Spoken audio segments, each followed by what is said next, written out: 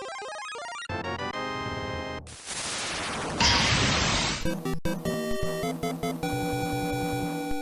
we go!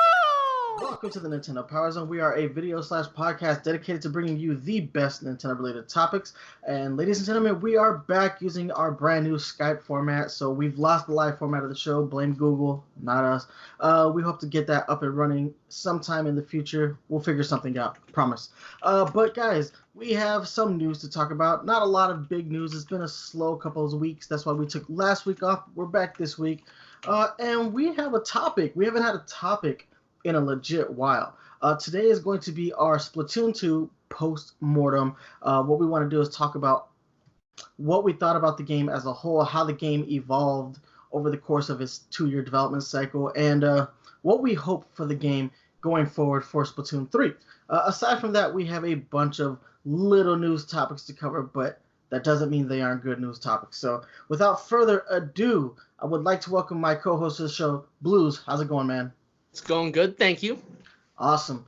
All right, so we got a story that I had to add this last minute because it pissed me off, man. So let's just jump into the Power Up News and start with this one, which I have titled EA and Their Shit. Earlier today, an article came out that it was an interview with the CEO of EA, Andrew Wilson, and he was explaining the lack of reasoning. He was explaining the reasoning for the lack of support on the Nintendo Switch. And I want to call BS on it. But before I call BS on it, let's go ahead and listen to his quote. Anytime we're evaluating platform conversations, we're really looking at a couple of things. One, does the game really fit that platform in terms of the controls or the community ecosystem? Two, do we think the community playing on that platform would appreciate the game to go there, or would they prefer to play it somewhere else? We have a lot of data that would suggest that a great many Switch owners also own a PS4 or an Xbox One or a PC and are very often choosing to play the games that we make on those platforms even though they have a Switch, and they enjoy a lot of great content on the Switch. Okay, let us call BS right now. Dude, you walked into a shitstorm, Andrew Wilson, and I'm that storm. First off, Switch owners, Nintendo platform owners, do not buy EA titles because you release stripped-down versions of mainline games. You release FIFA every year, and every year the Switch version or whatever Nintendo version comes out, and you don't have the exact same content on the Switch version. And it's not because the system can't support the engines that you guys make, because you recently did an interview where you revealed that the Switch could handle, what is the name of their shitty ass engine? Frostbite, the one that literally killed Mass Effect. Mm-hmm. So you really stripped down version of games that don't have the same content. So the upcoming version of FIFA 20 is a legacy edition. That means it's not going to have like the career mode, the story career mode that they have in the other games. It's going to have all the microtransactions though. Bet you that. So you release shitty versions of games on Nintendo platforms, and you expect people to eat that shit. And when they don't eat that shit, you say, well, you didn't like that shit sandwich, so I'm not going to put any more shit on the table. Keep your shit to yourself. This story got me hot because this is literally the epitome of why EA is the scummiest company in the business. We're not going to support a platform because they won't play it on that platform, but we won't play it on this platform because you're not making the game good enough. You're taking features out that people want on your biggest games. FIFA is your largest selling game in your library. If you released a one-for-one version on the Nintendo Switch with reduced graphics, you would improve sales. It's not about how good the game looks. It's about having the same features. We already know that when we buy multi-platform games on the Nintendo Switch, we're getting a somewhat pared-down version of that title. That has been true for Doom, Wolfenstein, Skyrim. They don't look as good as the major console versions, the other major console versions. But we make those purchases because the games are pretty much one for one. You tell lies and you expect us to eat that shit. Andrew Wilson, you fucked up. Man, I'm real hot on this topic. Any thoughts, man? I like and I dislike how you have told EA how to increase their sales. You said if EA wants more sales, they would make a full game for the Switch. But what if we just don't give EA sales, and so they have to make good games that people want to play to get sales? People need to vote with their wallets to buy games from a company that will nickel and dime you. Either you complain about getting nickel and dimed when you've spent $60 on a product, EA's made their money, or you don't spend that money at all. EA's like, well, why aren't people buying our stuff? And they actually have to reevaluate what they're doing. I think it's cruddy me. But this is such a bullshit reason. I have to say. Because not only is it, games play best on Switch. Games play best portable. I feel like FIFA, a fully fledged FIFA experience with a bit of a graphical downgrade, people would love it. It's a matter of features. If they don't have the features that they want to play when they play FIFA, they're not going to get it then. It's exactly like you were saying. But I think if it had all the features and was portable, you'd have just that bigger base, bigger player base on the Switch. What has to happen here? I agree with you with the voting with your wallet.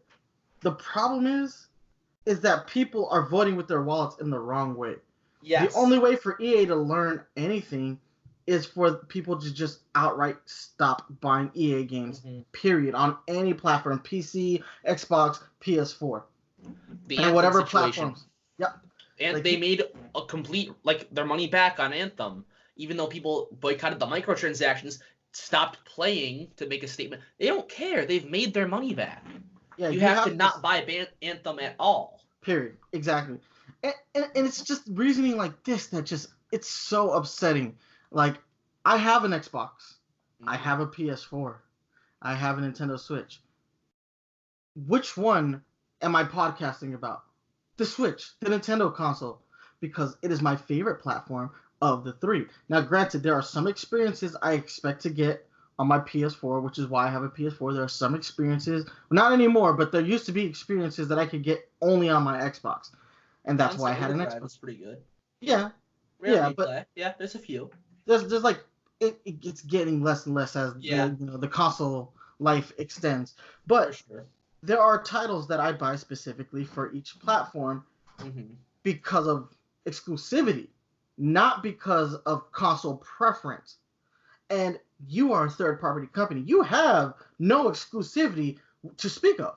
So when you tell me that I'm not playing the game on this console because I'm going to play it on this console, that makes me not want to play it on that console. First off, it makes me not want to buy your games. I haven't bought an EA game since Madden 2008.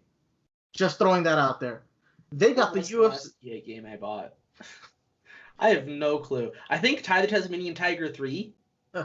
They got the license to make UFC games, and I am a huge fan of the UFC. I would love to play a UFC game. I'm not gonna, because I'm not gonna give EA a dime, because I'm not gonna get into their BS pay-to-win, microtransactions, surprise mechanics, as they like to call them. I'm not jumping into that ecosystem. No, you guys are scum. You, Andrew Wilson, are scum. I hope you get railed for this. I hope I'm not the only person that takes you to task. I hope the industry as a whole takes you to task. But they won't. They won't. Mm-hmm. But I'm here, and I hope you hear me. You're a douchebag. And also, you make a good point with the UFC game. There's no real good way to play, UFC, without supporting EA. But I'd like to just point out, if you are a FIFA fan, you cannot live without your FIFA. Try Pro Evolution Soccer. They don't have a lot of the bigger names for the teams, but it's a good game. Pro Evolution Soccer is damn good. I've heard good things about that one actually. Mm-hmm. Yeah. So you just want that soccer game fixed, go for it. Or Mario Strikers. That's also a good soccer game. If Nintendo makes a Mario Strikers game, I'm about it. All they have to do, the things that they have to do, don't seem hard. Developing games with the Switch in mind shouldn't be like the Switch shouldn't be an afterthought.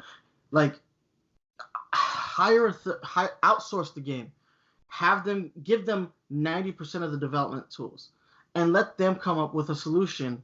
Like all you really have to do is just down-res the graphics so that they fit better on the Switch. Reduce the textures. We don't need the textures. Like hyper-realistic games, like 1080p is 1080p. Like if you make a game look 90% good, 90% good, but you keep all the features, we're not sitting here railing against you. I'm not sitting here outraging. Well, here's the crummy part. FIFA on Switch already just looks like crap. It already looks bad. Like on every other console it looks great, but on Switch it looks god awful. And then there's the missing features. They put no effort into the Switch version. They ask us to eat shit and then get mad when we don't like the shit sandwich. Like the same analogy that I did earlier. Like, and you make a very good point with like expect to make a game for the Switch. Maybe in 2017 when the Switch was still, brand new, maybe you shouldn't have expected to maybe make a Switch port of X game. But when you're developing a new game due out in 2019, 2020, and it started development, post Switch boom, keep in mind, hey, a lot of people are buying games on Switch, and I know it's kind of tough if we go back and do Switch later. If we start with the Switch in mind, the process is a whole lot smoother. Well, and in a little bit, we're going to talk about the Nintendo Switch's sales figures. And, in the beginning, it was easy to get when EA was like, we don't necessarily trust Nintendo right now. And that is, look, as much as I hate that line of thinking, it's understandable. Like the Wii U, I wouldn't support it. Yeah, like I get it. After the Wii U, the Nintendo platform, any Nintendo platform going forward, you have to risk. Yeah, it was 100% a risk. But we're looking at the thing where the thing is an unmitigated success. It's outsold the PS4 in Japan. Like that's not like globally, just exclusively in Japan. The Nintendo Switch has outsold the PS4. We're gonna run through the numbers later. You're gonna see that the Switch now has a big enough install base that you should be actively pursuing development. Companies like Square Enix have taken like a giant turn for the better. And remember, this is a company that has a sordid history with Nintendo. Nintendo and Square have historically not gotten along for a long time. And look at the amount of support that Square has put on the Switch for exclusive games. Oninaki is coming out multi-platform. Octopath Traveler, exclusive to the Switch, it's coming to PC later this year. But again, still launch title, launch year on the Switch. EA, you have made bad mistakes in the past. You have a very bad reputation. You are solidifying that reputation with statements like this. And the thing that gets me is like the question that the reason he answered this question was they asked him if The Sims was coming to the Switch. The Sims, like a game that literally doesn't look great on any platform. It's marginal. It looks okay, but it's a big multiplayer, Second Life experience. Shouldn't be too hard to get on the Switch. And he's like, that answer is basically the answer he gave is basically saying, yeah, we're gonna do every other platform, not the Switch. Whatever. It's neither here nor there. I want to get off this topic. It got me all riled up. Anyhow, yeah. Guys, let us know what your thoughts are about this EA debacle in the comments. I definitely want to know what you have to say. But with that, we are going to move on to our next news article, and this one has me somewhat confused. If I'm being 100% honest, like I am absolutely confused as the reason why this is happening. So, Ubisoft announced a new Rabbids game today, which sounds awesome. It's exclusive to the Nintendo Switch, which is more awesome, but it may also be exclusive to China. Oh. Which is weird. So, a brand new game coming out, and it was shown at the China Joy. I guess that's a video game convention of some sort. And the game has a lot of inspiration from Journey to the West. If you guys don't know what Journey to the West is, it is the actual inspiration for anime and manga series like Dragon Ball and Sayuki. There is a trailer for the game, and it looks like the franchise is going back to its party roots with a local multiplayer game, and it looks like a lot of fun. The graphics are on par with what we saw in the Mario vs. Rabbids Kingdom Battle game. This game looks really dope, and I don't understand if this is going to be exclusive to the Chinese market. Why would it be exclusive to the Chinese market, especially when it's a Nintendo Switch exclusive? Now, granted, Nintendo Switch is a region-free console. We could import this game and play it if the game contains an English setting. But it is a party game, so it might be easier to get into. I'm just kind of bummed if this is a region-specific exclusive game. I'm gonna be bummed because after Mario Rabbids Kingdom Battle, I'm kind of high on Rabbids again, and I might be willing to jump back into this franchise, especially a party game version of the franchise, because man, like I feel like Super Mario Party didn't scratch the itch that people wanted for a party game. So I remember the Raven Rabbids games were actually kind of fun on the Wii. Be nice to get into it on the Nintendo Switch. Any thoughts on this particular story? Because this is a weird one. It's interesting. As for why it could potentially be Chinese exclusive, I think potentially just because the Chinese game market is newer to consoles and consoles games. I believe there was the embargo that was lifted 2 years ago now, I believe. And so you couldn't sell a Nintendo Switch, you couldn't sell a Wii U, you couldn't sell these systems and these games for a while in China. And so, obviously there's mobile games and things on phones. But, getting an install base for the Chinese market for Nintendo Switch, for Ubisoft games, for whatever have you, is kind of a priority for companies right now. Getting this market that has been untapped for quite some time to be full.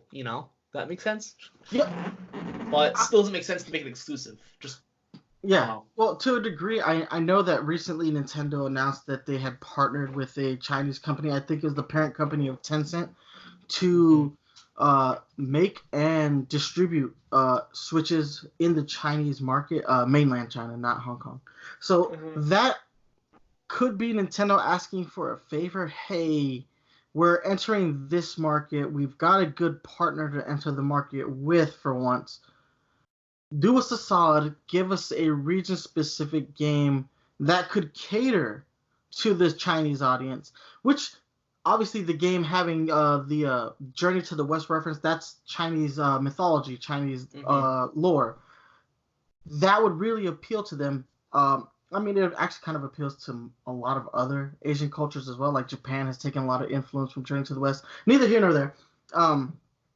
So you think about, like, Nintendo maybe asking Ubisoft to do a solid, that could potentially be what it is. It's just weird. And I'm not going to lie, I'm super intrigued by this game, and I may have to import it. If it is region exclusive like that, I may have to import it. Hopefully, Ubisoft sees like the bigger picture. Like, Rabbids are in a good place again. You can kind of put them back out there. I think you built up enough goodwill with Mario Rabbids Kingdom Battle that you could get away with dropping a more traditional Rabbids game. I mean, I kind of want another Rabbids Go Home, because that was cool. I played Rayman Raving Rabbids 1, 2. I'm not sure if there's a third between Go Home, but Go Home was kind of cool. I liked Go Home. Yeah, then they lost me. What's nice about this is it clearly is using the same graphics engine from the Mario Rabbids Kingdom Battle. Like, it looks nice. Mm-hmm. And the mini games actually look fun. The mini games that they are showing, like, there's like a bumper cars one. Yeah. It looks like a lot of fun where they're like pushing each other into like lava. Mm-hmm. Even like some of the larger Rabbids look like they came straight out of Kingdom Battle. Kingdom Battle, yeah. The mini games look kind of samey to me. Like, they all look like they're kind of just like bumper cars, but like a few things changed. We've seen like what 3 mini games in this, but they all look kind of samey to me, at least what I could see. But because there's like the bumper cars. There's one they're like chasing each other around. There's like a Simon Says like beating looks up like a tree. to get like the apples, but that are shaped like Rabbids down off the tree. I don't know. I don't know. It looks like to me this looks like it could be a lot of fun. You know, especially like in a local multiplayer setting, this could be a fun game. So I mean, I'm gonna keep an eye on this story because I am intrigued as to whether or not this is exclusive or not. Well, it's not region locked. So if you really want this, you can get the Chinese version. But like, I don't want to have to try to learn the rules because I don't have anybody in my life that could translate Chinese, and I don't want to sit there with Google Translate on my phone like. I was about to say you have Google Translate in your life. Yeah. I don't know. I don't know if I want to get into that. Hopefully, you know, if they do, I hope they have an English setting, but it is what it is. All right. So aside from all the weird stuff, let us move into some more serious news. So this one kind of bums me out. We have another Nintendo employee, a Nintendo Treehouse employee leaving the Treehouse, and this one is not getting promoted to a higher position like Samantha Robertson was, like we reported. I guess it's been 3 weeks now. Eric Smith is leaving Nintendo Treehouse. He's been there for 10 years. If you guys don't know who Eric Smith is, he is the lead localizer of the Splatoon franchise. Splatoon lives on its like dialogue, especially its translated dialogue. This man has literally written every word spoken by Callie and Marie and Pearl and Marina. Think about that. One man has been in charge of the pop idols that we all love so much within this game. Going forward, if Callie and Marie and Pearl and Marina return, they will not be written by the same person. They will have a different voice. Hopefully, whoever takes the reins of this role will maintain, you know, what we love about these characters, but it is feasible that these characters will physically, they will sound differently as far as what we read on the screen is concerned. I mean, 2 Splatoon games, and these are some of my favorite Nintendo franchise games as of now, and they have a very distinct dialogue to them. So him leaving the franchise, that kind of sucks. Aside from that, he's also worked on the Paper Mario franchise. He did some stuff for Super Mario Maker 2, Palutena's Guidance in Smash Brothers. He's worked on Luigi's Mansion Dark Moon and Legend of Zelda Breath of the Wild. So he has a very important role, especially for first-party Nintendo games, which do need to be localized for, you know, a U.S. audience, because some things don't exactly translate well. Especially, and I feel like the best place to see the translation work was Splatoon, because Japanese pop culture is not the same as American pop culture or Western pop culture. They are different significantly. There are things that land there that do not land here. So it's important that he found a voice for this game, and that's like 90% of the appeal of Splatoon is like the pop status of the game. Like, it is contemporary. It feels fresh. It feels new, and that a lot of that comes from the dialogue and the translation, and the other part of that comes from the visuals that the game has. But it's a meshing of these two things that really make the game appeal to a younger, you know, more fresh audience. Thoughts, man? That's BS. Splatoon absolutely does not live off of its dialogue. I skip the news every single time it comes on. Just dialogue be gone. Sheldon be gone. No. Okay, no. But the lore of Splatoon comes from its dialogue. And we all know that Splatoon's lore is the greatest thing about the game. No, but I like the very contemporary, trendy world that they live in. And I think Eric Smith did a very good job with word choice for little bits that I did read. So, you know, it's very easy to just, you know, say what would have been said in these dialogue boxes. But he did a great job of using specific word choice to use words that felt much more contemporary. Like, you know, I'm not sure if it was even his work, but, you know, to say fresh instead of cool, it would have been so easy to just say that's so cool. No, say that's so fresh. Stuff like that, you know, to say sizzle, to say stoked, rad, you know, I don't know if you ever did Captain Cuttlefish. Captain Cuttlefish has some hilarious dialogue, and so he's very good at word choice, and I think Not only that, writing it good, fun, and getting the pop culture to translate as best he can.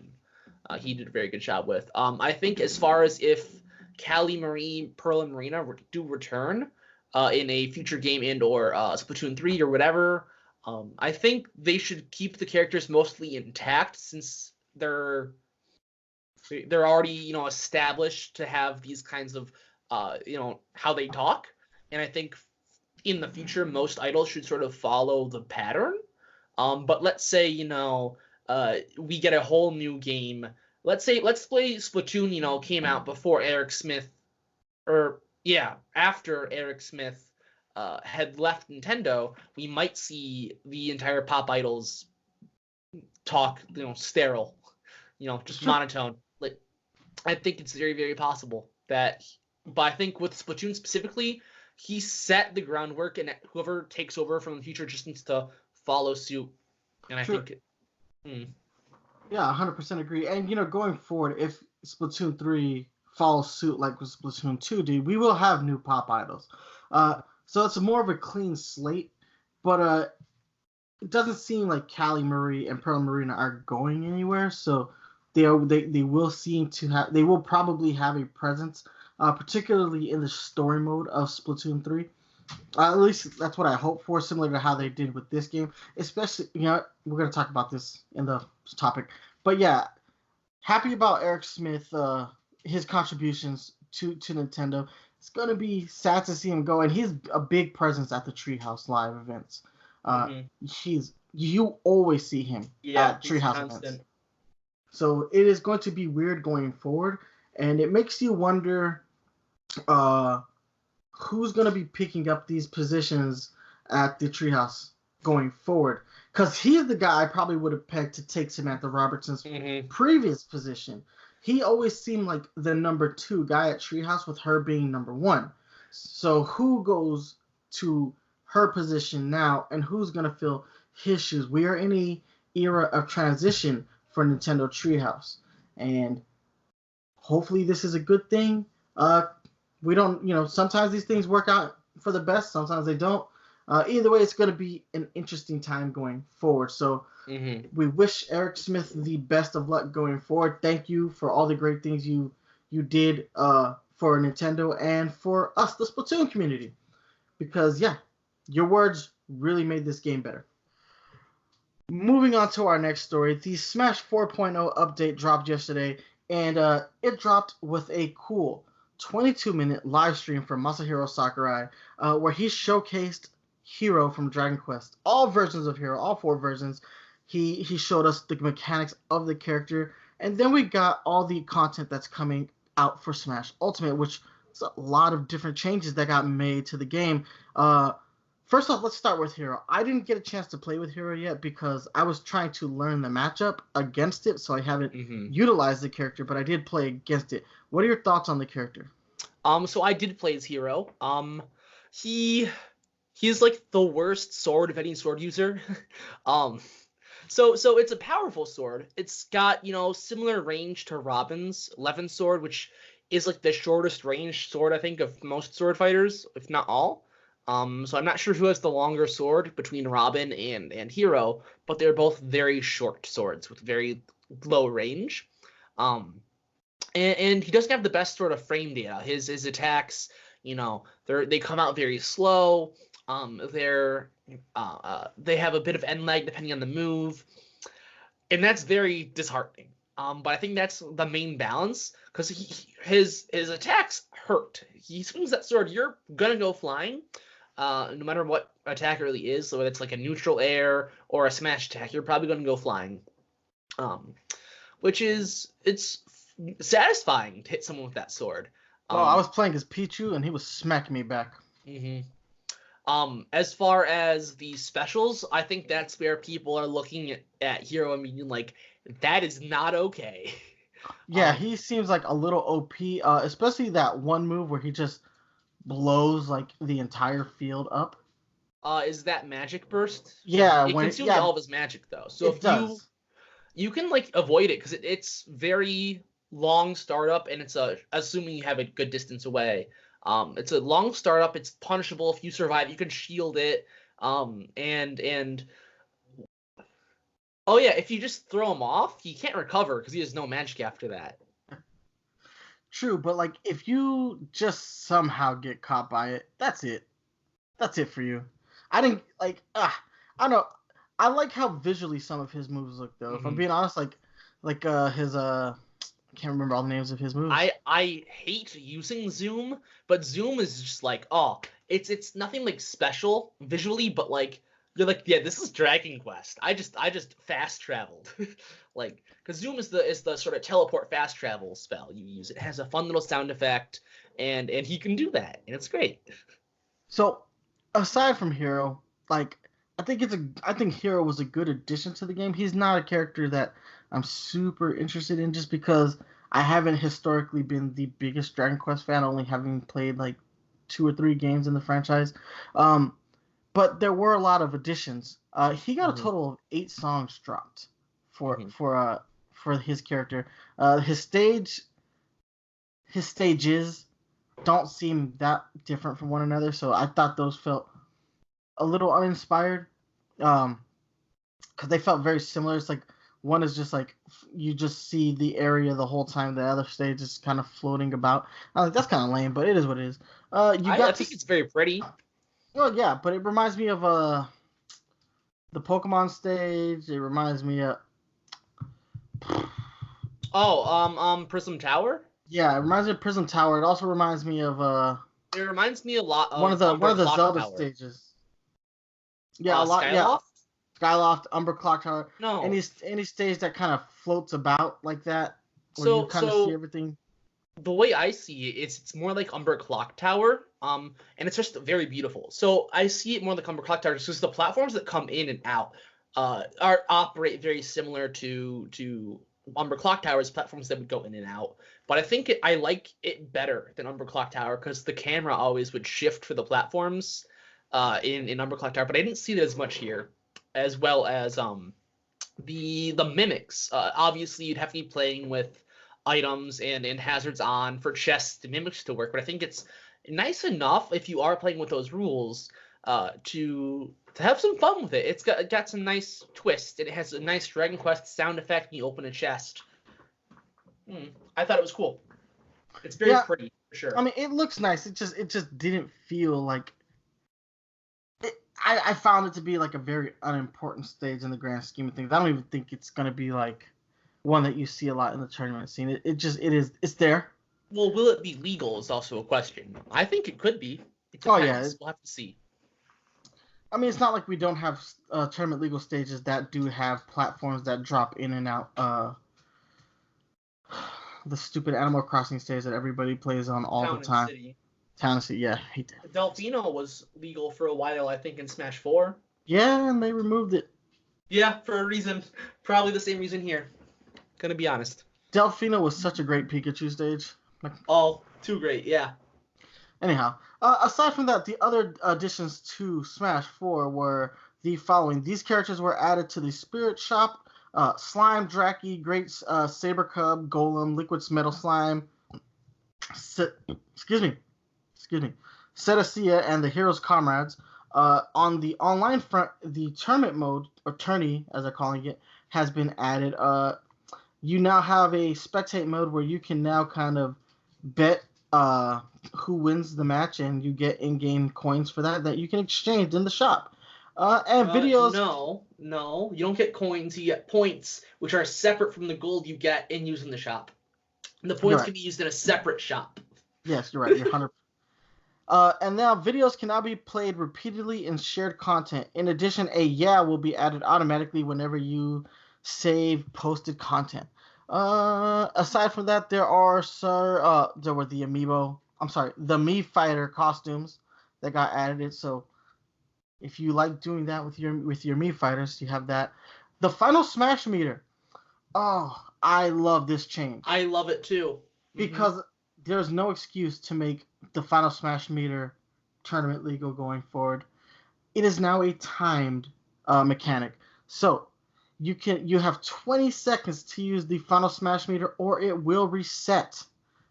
Love that. Love that a lot. Make the Smash Meter tournament legal. It is my favorite new mechanic of Smash Ultimate because it functions like a super in every other fighting game, like Street Fighter, your Dragon Ball Fighter Z, etc., etc. And some of these Final Smashes look cool. Yes, every Final Smash is different, and some characters don't have like kill Final Smashes like Peach, but she gets instant. She has her Final Smash heals. There's nothing better than getting percentage back. Her Final Smash is one of the best in the game, though. Even if it doesn't is. kill, it's still one of the best in the game. Like, because it pretty much fully heals her and it can get her any one good clean hit off. Mm-hmm. So if you just need one Smash attack to be gone, you're getting that, you're gone. Like, you're out of there. And she's fully healed. That's such a big shift in momentum where all of a sudden, all that damage you just put on Peach is gone and you're down a whole stock. It's not fun. Exactly. Aside from that, there were some character-specific changes. They are too long to discuss. Far Patch too long. notes are long, yeah. But Newsweek has a great article that breaks down every single character change going forward, and they're pretty much, I'd say, like a third of the roster got updated. Certain like Ridley got his back air got stronger. Bayonetta will immediately descend using her down air attack after being launched. Like, there are some cool changes here. So if you want to find out all the specific changes, I suggest looking up this Newsweek article. It's literally just search Newsweek Smash 4 4.0 update. I'm sorry, Smash 4.0 update patch notes, and you will have all of that. But aside from that, I don't really have anything else to say about the Smash 4.0 update. I have only gotten about 4 hours with it. I want to spend a little bit more time with it, specifically, testing out these character patches at a later date and time, because I want to know how this affects the game going forward. I'm kind of upset that Incineroar was not touched in the patches. I would have liked to. I wouldn't have minded a nerf.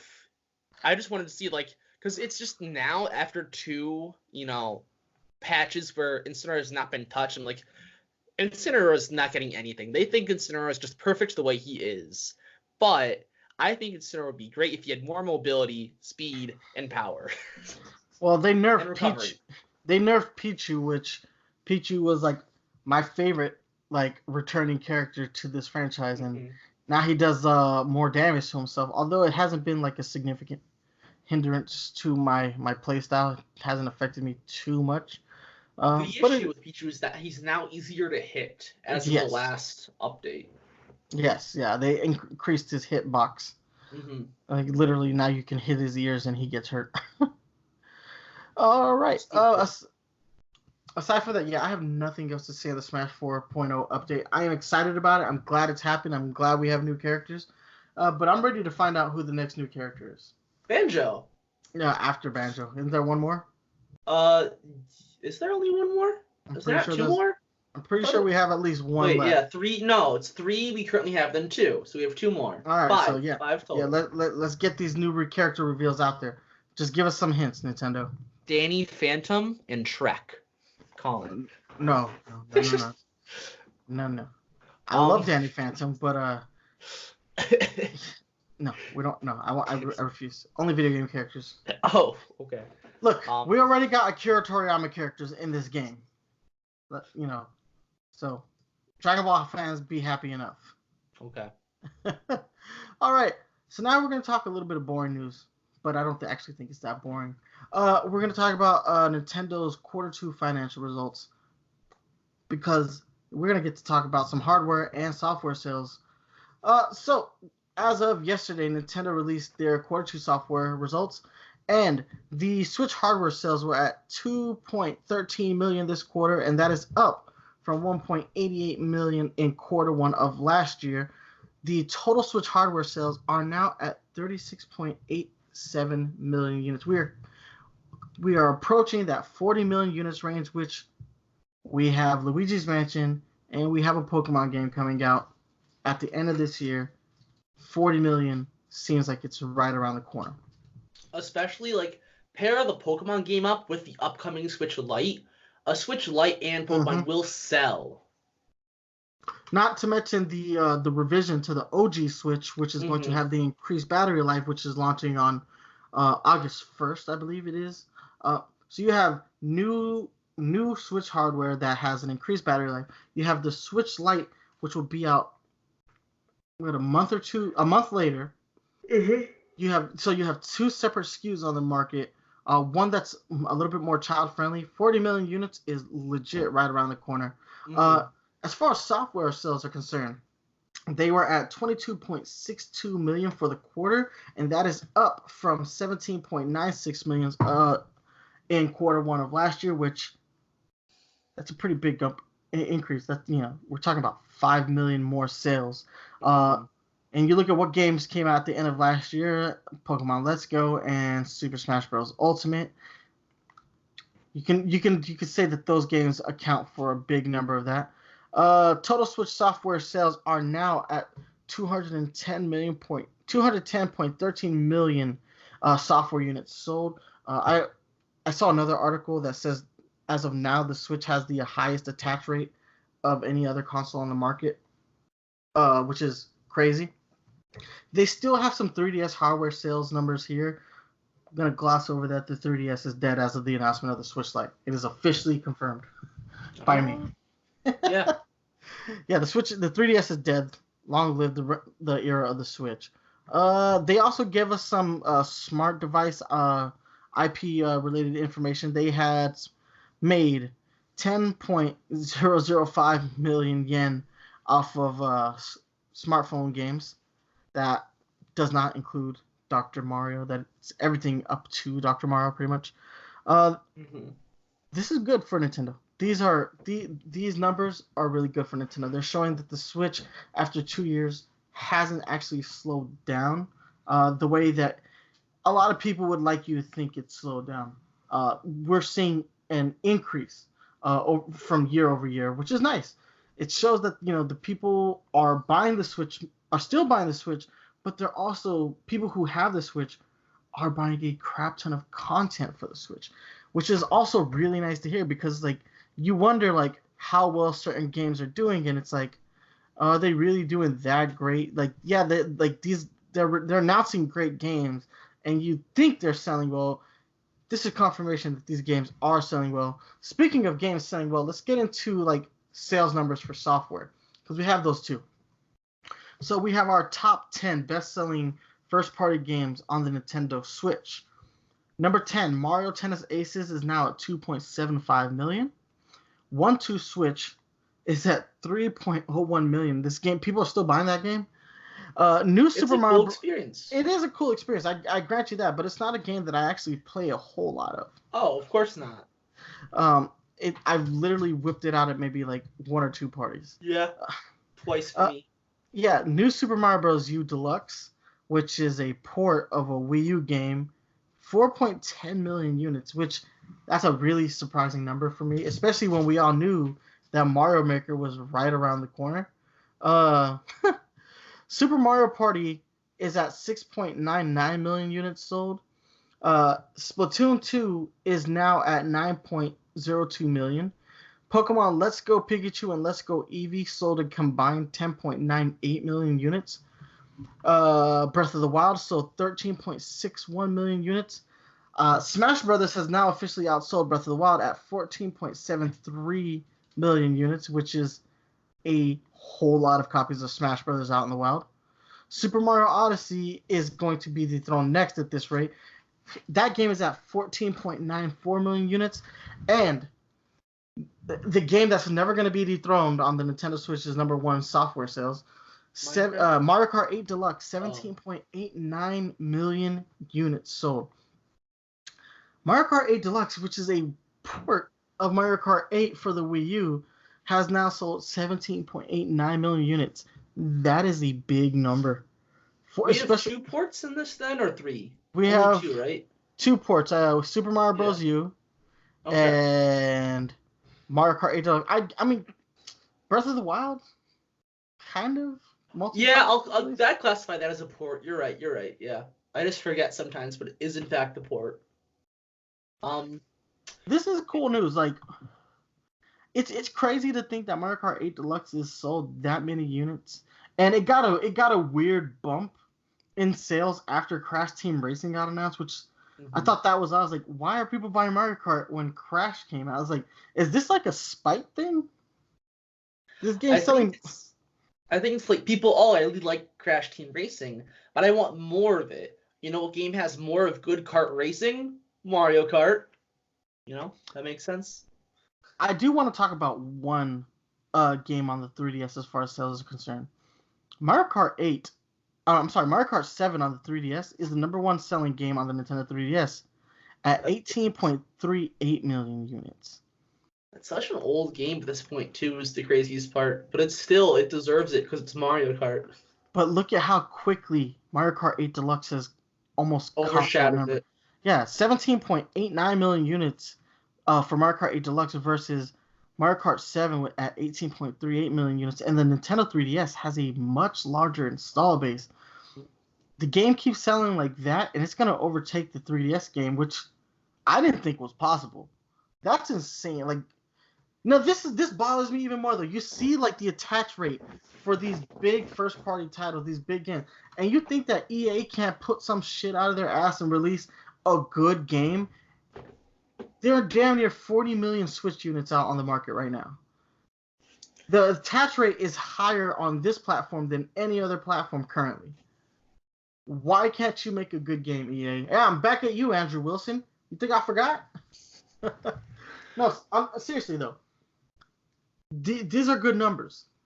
Like this is showing growth of the platform, and you can only imagine that the Switch Lite is going to improve things now because it's going to expand the Switch's market to a younger audience because it's a cheaper, more affordable system that appears to be more durable from like, you know, just a visual perspective of it. It looks like it's going to be a more solid unit than the standard Nintendo Switch because it looks like it is designed with younger players in mind.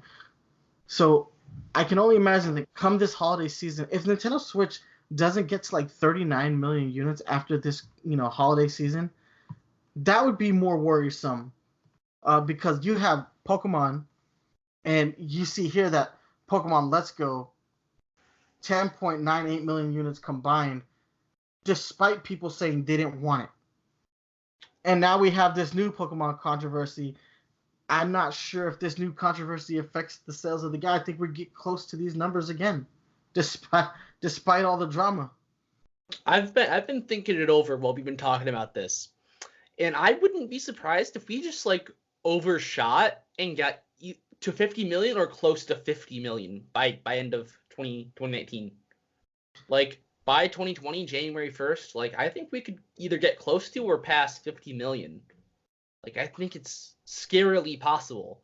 I don't want to give Nintendo that much credit. I still think that they are going to, even if that number was achievable, they won't have enough systems. They won't to physically sell. Yeah.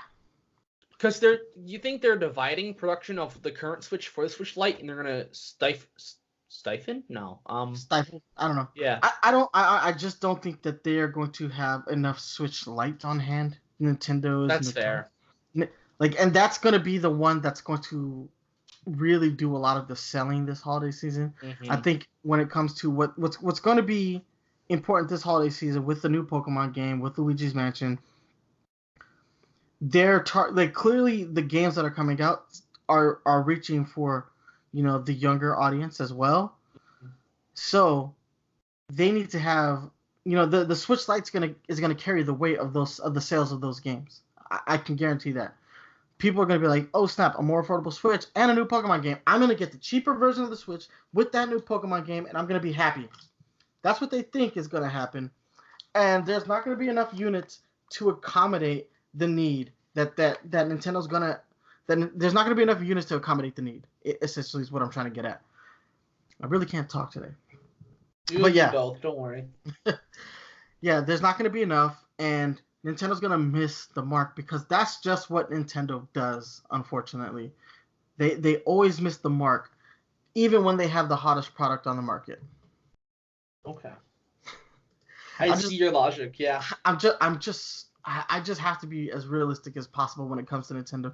As much as I think they're doing really well in this with the Switch platform, I also see that Nintendo has still made a lot of mistakes with the Nintendo Switch, and that's just who Nintendo is, and it's never really ever gonna change. And we just have to come to accept this.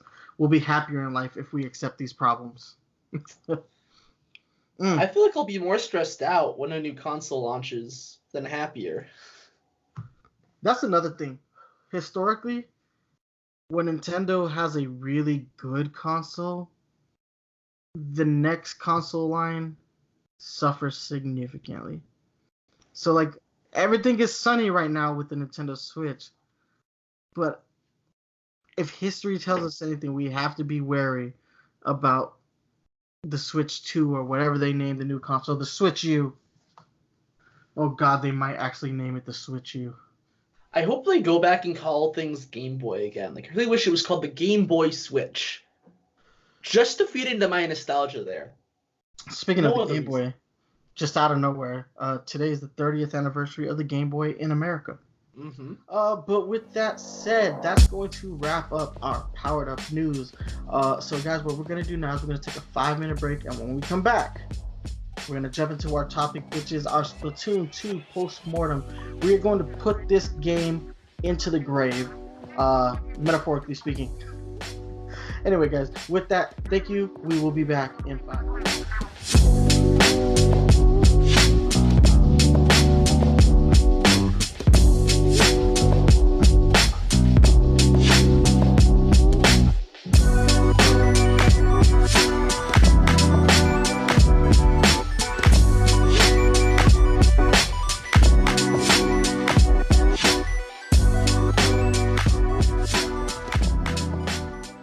Welcome back to the Nintendo Power Zone podcast. If you are just now joining us, which is weird because we're no longer live, you missed out on our Powered Up news.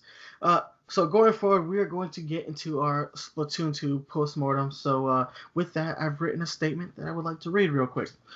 With the Final Fest happening in Splatoon 2 on July 18th, going through the 21st, and with today's 5.0 update, that pretty much wraps up Splatoon 2's development cycle, and from here on out, the game will most likely fall into evergreen status as a fully developed experience that any new player will be able to jump into.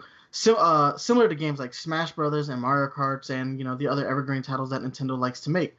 So what I want to do today is do this Splatoon 2 postmortem and talk about the changes that were made from Splatoon 1 to Splatoon 2, the Octo expansion, and our thoughts on the Final Fest. And finally, I want to get into what we would like to see in a Splatoon 3. Now, mind you guys, Splatoon 2 is one of my favorite games on the Nintendo Switch to this day. It really does have evergreen status in my opinion. It's just a fun game, and there were a lot of changes between the first game and this game. So with that being said, let's dive into our postmortem, starting with some changes from Splatoon. We got all new specials. Splatoon 1, we had specials like the Kraken and whatnot. We had specials that granted you limited invincibility. In Splatoon 2, that was the first thing they wiped away. All these specials that leave you invulnerable, they're gone. You can die in a special now. And we had some really standout specials. The Tenta missiles have really dominated in the Splatoon meta. My personal favorite is the splashdown. It just feels like you're Thor and you're dropping the hammer on somebody. So visually, I like the way that one is represented. You have other specials like the Baller, which is kind of a spin on the previous the Bubble special from Splatoon 1, but with the added caveat that you cannot be killed in it, and it has a larger blast radius. Then you got some newer specials that were added more recently, like the Booyah Bomb, and the Stamper, which are a lot of fun visually, especially the Booyah Bomb, the way that's represented on the screen. It's literally like a Dragon Ball Z Spirit Bomb moment, and the fact that you have to ask your teammates to Booyah you so that they can like do the Goku, give me your energy, so that the Booyah Bomb gets bigger. All that stuff is very cool. So these new specials really fundamentally changed the game. It makes a lot of Splatoon 1 specials seem rather elementary, and the added fact that you are no longer invulnerable during a special, that changes the game too, because if you're sitting there charging up a Booyah Bomb and you get killed before you have a chance to throw it, that could literally change the tide of a battle in that given moment. Like, certain specials have become vitally important to the Splatoon 2 meta. Like I said, the Tenta missiles are one that really live in the meta, especially like when you start doing like the rank modes. You see a lot of teams that like literally build their team set around the fact that you have multiple Tenta missile users. Clan Blitz. It's two Tenta missile users, a baller and a bubbler. Mm-hmm. Although the bubbler is not one of my favorite specials. That one is a little... I use a roller predominantly, and the bubbler makes it real hard to capitalize off of that one. Off of that weapon.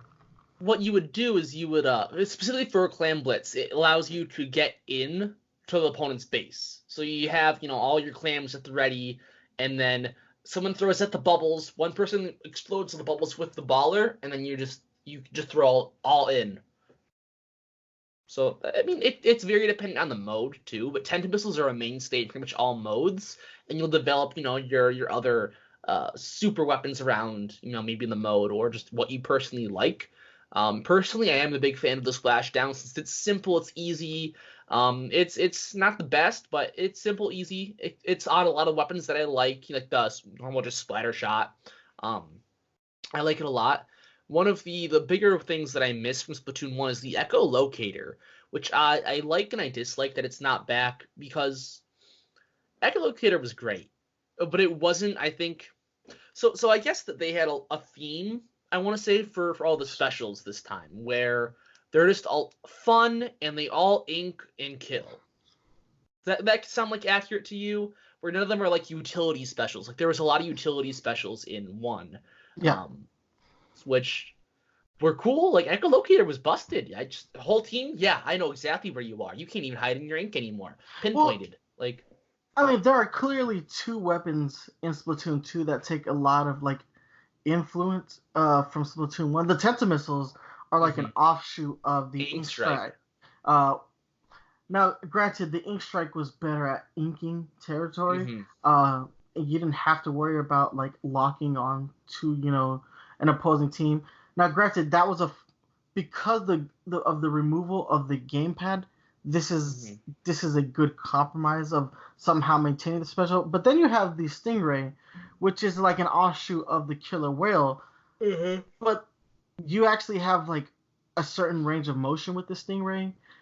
Now, granted, I thought the Killer Whale visually looked better, and there's only one weapon in Splatoon 2 that even remotely looks like the Killer Whale. That's the Princess Cannon that Pearl uses in the Octo expansion, and there is that was used in the Final Fest, which was one of my favorite moments in the Final Fest, was being the guy to get her to bust that out. That was awesome. But aside from that, the only utility special that we have here is the Ink Armor, which has gone through a lot of buffs and nerfs throughout the existence of Splatoon 2.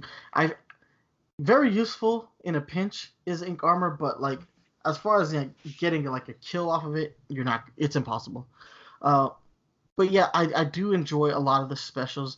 I do miss the Kraken, though. There was something visually awesome about turning into a steroid monster squid, and I love that too, because giant squids are a thing in real life. So it was cool to have a giant squid represented in the game, and we no longer have that in Splatoon 2. So I do miss certain specials. I really miss the Ink Zuka, though. What I miss about that is the oh my god, what is the name of that rank mode? Turf Wars, Rainmaker? No, the other one where you... Tower the Rainmaker. Control. Yeah, you're right, Rainmaker. The Ink Zuka and the Rainmaker functioned identically to a degree. And now the Rainmaker shoots very differently from the way it did in Splatoon. Yeah. I missed the Rainmaker of Splatoon 1, and that's like a function of the Inkzuka no longer being present in Splatoon 2. What? Rainmaker on, was it not Walleye Warehouse? Port Mackerel? Mackerel. Wait. Yeah, the freight yard place. Yeah, where it's like that was not lines. okay. Oh, I love that stage and the Rainmaker. It was one of my favorite things. Like, oh man. But yeah, I mean, the new specials really did like add a lot more competitiveness to Splatoon 2 as a whole. No longer being invincible during specials really makes a difference as far as meta is concerned. So, really thought that was those changes. As much as like I miss certain specials, they are a function of making the game slightly more competitive. Mm-hmm. Moving on, we got new weapon types. Dualies, and Brellas. Brellas are so good. Well, I'm not a big fan of the Brellas, but I love the Dualies. The Dualies, having multiple guns in this game, really, that can be utilized simultaneously, really, even though, like, they're not really doing more damage than, like, just having, like, your standard, like, splatter shot. Mm-hmm. But visually, the way they are represented is much cooler. Plus, they get the added benefit of the ability of rolling. Coward's roll, yeah. Aside you roll, from that, you're a coward. Oh no, I roll all the time. Screw you. I don't care. Coward. I'm trying to win. You go ahead and lose if you want. Without rolls. Real men take it head on. I'll tell you what. I'll tell you this. I used dualies during the entire Final Fest. And we both know which team won Final Fest. We'll get into that later. Yeah, you picked wrong, buddy. I mean, I went undefeated for the few. I didn't play a lot, but the few games I did play, I went undefeated. So I mean, hey, I'll take my undefeated. So yeah, we got all the returning classes. So we had the slosh buckets return. We had the splatter shots return. We had the rollers and the brushes return. What else returned? Splatling guns. Yeah, I hate those. Oh. But okay. We also got the dualies with the new types, and what I'm trying to go through the weapon list in Splatoon right now. There we go. List of weapons in Splatoon 2. The blobber, I actually want to talk about real quick. I hate that weapon. It's so cheap. Remember, like, I'm not sure if you know, but back in the Splatoon 1 days, someone had, like, data mined the game and gotten, like, all of the weapons that were scheduled to release, and all of them were accurate, except for one, called the Super Bubble... Wait, what is it? Super Bubble... Ooh, I don't even know what it's called now. I used to know. Super Baller or something? Super Ball Launcher? I don't know, I'm freaking out now. I swear I had it. But I don't. That was never really released, and it was supposed to be like a paid weapon where you would pay money for this weapon, but it never actually came out. But it was like in the code. I know, right? That wouldn't be fun to have to pay for a weapon, especially if it was busted. But I just based off like the description of like Super Ball Launcher or something, it makes it kind of sound like, oh hey, the blobber, the blow blubbler, whatever you want to call it. But I can't seem to actually find what it was actually called now. True. Because this is a very old leak that no one probably cares about anymore. Well, while you're looking that up, I want to talk about the Brellas because they were the major addition as far as weapon types, as far as Splatoon 2 is concerned. So these didn't actually come out during launch. They were available in the story mode campaign, where you did have to use them, but they were not available until the August update in Splatoon 2, which was the first major update. So we started with the Splat Brella. It's the most balanced of the Brellas. Then we got our variations of the Tentabrella, which is the one that has a very large like umbrella that covers everything. And then you have your like undercover umbrellas, which are like more see-through. They're lightweight. They take less damage. But what I like about the Brellas is that they function as shotguns in Splatoon, which we hadn't yet had a shotgun style weapon in Splatoon. So it was nice to see, the Brellas get added to the game, because up until this point, we've seen like every like traditional weapon style be honored. Like the splatling guns function as like your high speed like guns, like your choppers, or you have your you have your sniper references, but they have the splat charges. There we go. You have your charges, which function as sniper rifles, and you have your standard like blasters, which function as like I don't know how to describe a blaster. They're sort of like shotguns, but not really. But then you have your standard your splatter shots, which are your short range guns, and you had seen almost everything like represented up until this point, but the Brellas really represented like adding a shotgun to the game. So I thought they were the biggest addition as far as main weapons are concerned. We also saw the advent of a bunch of new sub weapons, but we also lost some subs. My favorite, so the Seeker was replaced with the curling bomb. Now, for those who remember the Seeker in Splatoon 1, it was the little RC car that created a path of ink for you to swim down, and then they exploded. The curling bombs function the same way, but they bounce off the walls. I think the curling bombs were actually better than the Seeker. The auto bombs returned. Ink mines returned. We also got the toxic mist was a new addition. That really changes modes like tower control. Rainmaker as well. Oh yeah, Rainmaker as well. The sprinklers back. The beacons.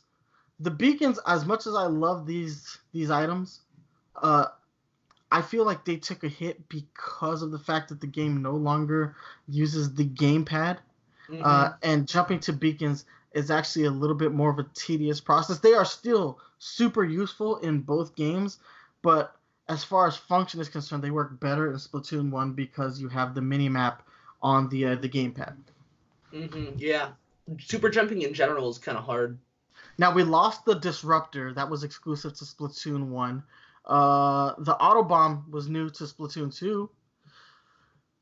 Suction Bombs returned. Splat Bombs returned. The point sensor returned as well, right? Yes.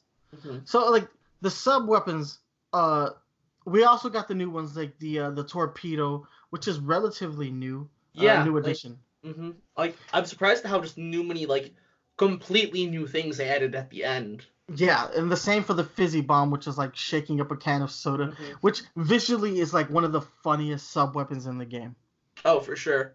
I like that a lot. So I was happy to see like the subs that did come back, but I was happier with a lot of the newer additions as far as subs are concerned. Now, I do miss like the sub weapons that granted you like better ink resistance in the first game, where like this game you do not have a lot of those like ink resistant sub weapons that you had in the previous game, which means you can die a lot faster in this game. But it is what it is. I do like all of these changes that they made to the gameplay mechanics. They made the game much more competitive, which is what the game needed to be. Like, Splatoon 1 is a great game, but as far as like its competitiveness, Splatoon 2 really outclasses it as far as like having a true like competitive like scene.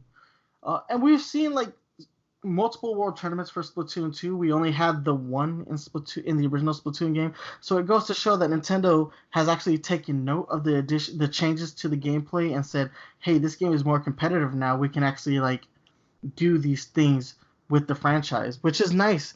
It's nice to see Nintendo taking a bigger role in making these games like esports. Now, they're not as big as other esports, and they're still not giving out prize money. But one could hope that they decide that Splatoon 3 could be a very competitive esport game. It's called the Big Ball Launcher, by the way. Big Ball Launcher. I found it. I like gave up and like, wait, Big Ball. And I Googled it and I found it. So, yeah. Nice. All right. So we got some new modes, and I really want to talk about these modes because the gameplay modes in Splatoon 1 really were they were really fun. Like when you think about tower control and Rainmaker, and you also tower control is not fun. I love tower control. It's my best mode. Like I play best when I play tower control. Like, I was really good at tower control, but like I can't condone the fact that just sitting on the tower while it moves is like it's supposed to be fun. Like that's not fun to me. Like I get like the whole payload thing, escort the payload, but it just I don't like that. It's not a fun game mode. I think team-based shooters should drop it. Like it doesn't like I'm good at it. It's okay, but like no. See, what I like about like Splatoon game modes for the most part is they're all like variations on like your more traditional like other gameplay modes. Yeah, so you like your tower control is kind of like your King of the Hill mode. Your splat zones is kind of like your capture the flag mode. I was thinking it as capture the point, or capture point A, capture point B, and then tower controls escort the payload, and then Rainmaker's sort of a variant on that. Well, I feel like Rainmaker is like the man with the golden gun mode in that too, yeah. in Bond, where like but that's only Bond. Yeah, true, but it's like very reminiscent of that. Yeah, okay. And then your Clan Blitz is, your first new mode added to this game. I don't know how to describe it, but visually, I think the football references that they make are perfect. Mm-hmm. I love Clan Blitz. Like, I know it's a very hard mode, and it does require the most coordination out of any of the game modes that have been added to Splatoon 2, but competitively, Clan Blitz functions so well. Like, if you have a remotely solid team at Clan Blitz, you can do some amazing things, especially with things like beacons and just super jumping to people with like the dunking. Dunking is one of my favorite things to do. Super jump once you have a football and drop that shit right into the basket. Love Clan Blitz. Clan Blitz is the most innovative mode in Splatoon 2. And again, like I said, while it does require the most coordination, winning is the most gratifying feeling when you win a Clan Blitz match. I agree with everything you say, but I also think that Clan Blitz needs a bit more balance to it. It's very hard to come back in Clan Blitz. Yes, it's true. It's if you're behind, it can be almost impossible to come back. And if you're facing a team that is equal to your skill level, you're both really, really good teams, the stalemates can be incredibly hard if you aren't able to make that push into getting points. I've actually had Clan Blitz matches that went into overtime with the 0 score on both ends. Yeah, it happens way too much. And these are very well coordinated teams. They know what they're doing. They're very strong. But the issue is that they're so strong, no one can get a point. Reducing the number of clans that you need to get to create the football would make a significant difference in the pacing of a match. Oh, I think going from like maybe 10 to like 6 or 7 would really increase the pace of Clan Blitz. But as it is right now, it's still my favorite mode. The issue I think with Clan Blitz is that there's just too many issues there's too many barriers stopping you from scoring points. You have to get 10 clams, keep them, and then before anyone else can throw any kind of clams in, you have to throw the big one first. Yeah, you have to throw the others. Like it's too many barriers to scoring points. And smart teams have a really good point guard. Like the best teams always, have somebody guarding the basket. Doing a really good job because you have to make that approach. Yeah, you're somewhat of a sitting duck. But yeah, I mean it's still a really, really fun mode as far as new additions to the game. The other major addition as far as gameplay modes are concerned is Salmon Run. Salmon Run really is a great mode. It functions as Splatoon's Horde mode. And I remember when they announced it, I was skeptical of Nintendo being able to really capture like the freneticness of a Horde mode. When we saw Splatoon 2 at that E3, I guess it was the 2016 E3? No, 2017 E3. And they were really showcasing, because the game launched after E3. After E3. Yeah, when they were showcasing Salmon Run at the 2017 E3, I became a believer instantly because like, no, they really captured like how crazy and like scary a horde mode can be. Horde modes can be really scary, especially once you start getting swarmed, and your teammates are nowhere in sight. Now, that being said, though, the better you are at Clan Blitz, the harder it gets. Like, I'm at professional right now. Professional. You mean Salmon Run, Salmon not Run. Clan Blitz. Yeah, I said Clan Blitz. Yes, and Salmon Blitz. Yes, the better you are at Salmon Run, the harder that mode gets. And it becomes really brutal at the professional stage. Like, really brutal. And I'm like, at times I was like, how do they expect anybody to win this? Oh, but there are certain things like the Griller that to this day terrify me because it's coming off the heels of Breath of the Wild. I was like, oh my god, it's like the giant, what are those stupid robots called? Guardians? The Guardians. It's like, they're like the Guardians of the Splatoon universe, and they're terrifying. And they're these giant freaking grills that shoot ink under you. Like, you get trapped under a griller, that's it, you're done. Grillers are good and bad. Like, you can either really, really cheese a griller by hiding on a wall, or like camping them, like, oh hey, you're all the way up here now, I'm gonna jump off, I'm gonna go back up, I'm gonna jump up. Like, you can cheese grillers, but if people can't kill the grillers, then they start to overwhelm you, and then they're terrifying.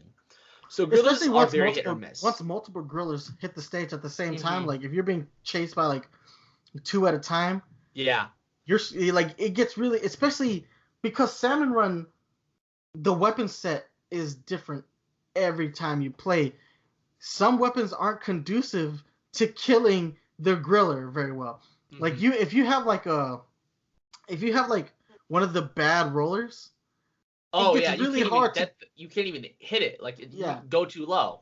Like, no. Yeah, there are certain weapons that like really aren't suited to fight grillers. And brushes. Gosh, yeah, the brushes are the worst. But that's also another thing. Like, Salmon Run kind of teaches you to get good with multiple weapon sets, because you're gonna have a different weapon in every stage of Salmon Run. It makes the horde mode a lot more challenging, especially if you don't have familiarity with something like dualies or sniper rifles. I'm terrible with the chargers, absolutely terrible with chargers. So I know that when I get into Salmon Run and I'm playing with a splat charger, I'm the weak link on the team. And instead of like popping off like really long shots, I tend to like burst fire with the splatter shots just to do as much as I can to kind of like play support for my team versus like actually going out and killing, some of the bigger beasts that show up. That being said, like, there's a lot of enemy variety in Salmon Run as well. You have your basic salmons, and then you have like your boss style salmons, which some of those things suck to kill. I think the only one I have an issue with is the flyfish, because there's only one way to kill it. Yeah. All the rest. Well, there's supposed to be 2 ways, but I've never been able to actually kill it with the splashdown. The splashdown is supposed to be able to kill it. They made a patch to it to kill it, and I was like, this doesn't work. Am I supposed to like jump on top of the sucker to kill it? Because I don't know what you want me to do. Well, either way, I think it should have a way where you can kill it by just firing your gun at it. Every other boss can die that way. No other boss but the flyfish is immune. And that is bad, because most people online don't know how to kill the flyfish. Even the tutorial shows you how to kill it. No one knows how, and then all of a sudden it's like 20 flyfish on the screen, and because no one's killed them. To this day, I have not seen the I have not seen the tutorial for Salmon Run. I just literally jumped in it and kind of learned. Part of the problem. I learned on the fly. I know how to kill every enemy. But not everyone is able to, and people need to do tutorials. If you're not able to learn it on the fly like NyceOne, do the tutorial, please. Now, aside from that, there are other things that happen within Salmon Run that make it more challenging. You have your events. So you have your high tides, your mid tides, and your low tides. Mid tide is standard, where like the water level is at a manageable level. Then you have your low tides, where the water recedes all the way to the bottom and new sections of the stage are revealed, and things can get really dicey in high tide, especially when you have things like the Goldie, when you're playing and the fireflies attached to you and you get swarmed by like hundreds of salmon at once, and you don't have anywhere to run. You have to stand your ground and hope that your teammates are going to protect you. I love how bizarre some of the events can get, like the UFO event. Like, Yes. that's so cool and wacky, and I love it. The mothership mode. Oh yeah, mothership. Yeah. Yeah. And then nighttime with the fog. That is. Fog. Oh man, fog makes it so. Dude, fog is like the worst because you don't know they're there until they're right in front of you. Like, so it's very high tension. Like, and that's what I love about Splatoon 2. Like, in Salmon Run, they managed to get tension in that mode, and that's not present in any other mode of the game. Not even in competitive multiplayer. Like, I'm fairly confident in when I'm playing in ranked modes because I'm using the weapon set that I am accustomed to. You start taking those things away from me, and there's a level of tension there that I'm not sure if, I'm going to be able to perform to the best of my ability. I mean, if you give me a splat charger and then you put on the golden seeking and you have all those things charging at me at once, I suck in that moment. So, I mean, I love that mode. And I love that mode launched with Splatoon 2. Like, we've seen the development cycles of 2 Splatoon games. These games have gradually gotten bigger, throughout, their development cycle, and they have extended development cycles. They launch with pretty bare bones. Like, you have your ranked mode, and you have your turf war mode. But this one launched with your ranked mode, your turf mode, and Salmon Run. Now, granted, you couldn't play Salmon Run every day in the beginning. Like, now it's a lot more. The schedule for Salmon Run's become a lot more frequent. But it was nice that there was an additional mode there because Clan Blitz didn't launch until the August update as well, which was a fairly big update to Splatoon 2. That being said, all these gameplay modes combined together, they really shape how Splatoon 2 is an evergreen style game. Like, you have all these different ways and modes to play in, and you have a fairly large online community. You're never really ever waiting for a match to begin. You're always gonna be able to populate a room, even after Nintendo switched to the paid online service. Splatoon 2 still has a large online community, and that was the one game that I really worried would take a hit by making making the service a paid for service, and it didn't seem to have affected the game all that much. That being, I think they said they sold something like 20 million Nintendo Switch Online service accounts, and we are now at a point where Splatoon 2, what did we say it sold? 10 million copies or 9 point something million copies? I couldn't tell you. We were just talking about it. I know. I don't remember statistics. Mario Kart is at 18 million, 13.87 million, right? Okay, Splatoon has sold 9.02 million. So they've sold 20 million Nintendo Switch Online service accounts. That potentially means that the entire install base of Splatoon has Nintendo Switch Online. Potentially, we don't know if that's 100% true or not, but it means it could. For sure, yeah. So, like I said, all these modes make for a really evergreen title, and that puts Splatoon in good company because it's now within the same lines of Smash Brothers and Mario Kart. Your online party-based games that can be played endlessly. Which there are not a whole lot of games on the market on any console that can just be played endlessly. They really are your shooters, your racers, and your fighters.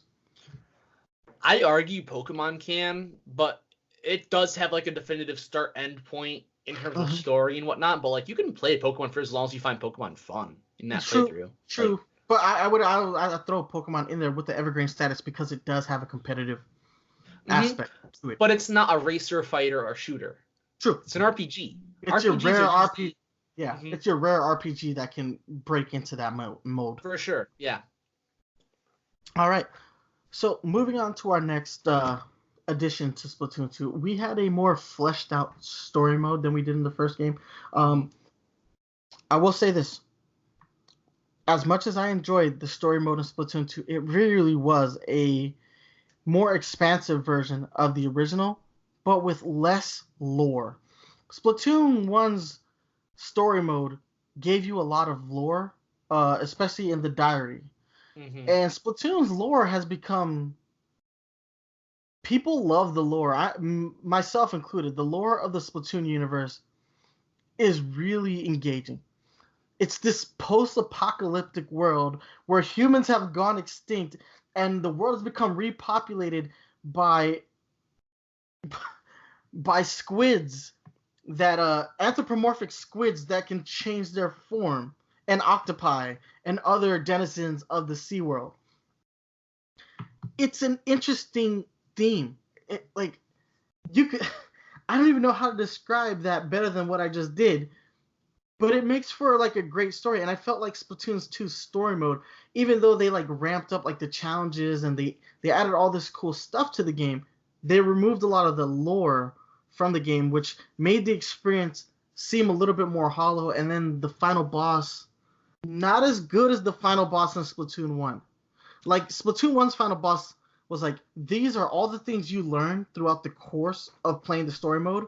Utilize everything. So you have your invisible blocks, you have your boss fight where you have to smack the hands into the boss, and then you move on. And it was done segmented, so you had to go from one segment of the stage to the other until you got to that like final showdown where he's like shooting rockets at you and you have to shoot the rockets back, and that was amazing.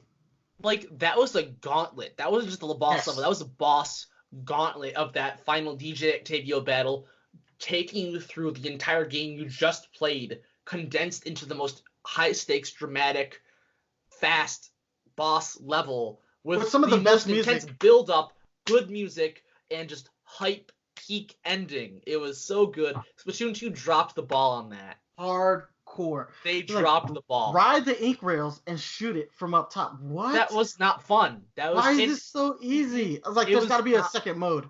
Right? And there wasn't. It was just so anticlimactic after coming off of that, and I was like, this what? I do like a lot of the innovation they brought there, and I didn't mind the lack of lore because it kind of set things up to go, here's what happened afterwards, and here's how these events are going to affect the future. And we also see a lot of that with what we're going to talk about next, the Octo expansion. And it also goes into a lot more lore that you think you might have been missing as well on terms of the Octo side. Well, yeah, let's go into that because you briefly mentioned that. Splatoon 2 takes place roughly 2 years after the end of Splatoon 1, and the events of the final fest in Splatoon 1 carry the story in Splatoon 2. So the final Splatfest in Splatoon 1 was Callie versus Marie. Callie won. I'm sorry, Marie won. Marie won. The green one, yeah. Yeah, Marie won. And after that, she started to notice that her and Callie had started to drift apart.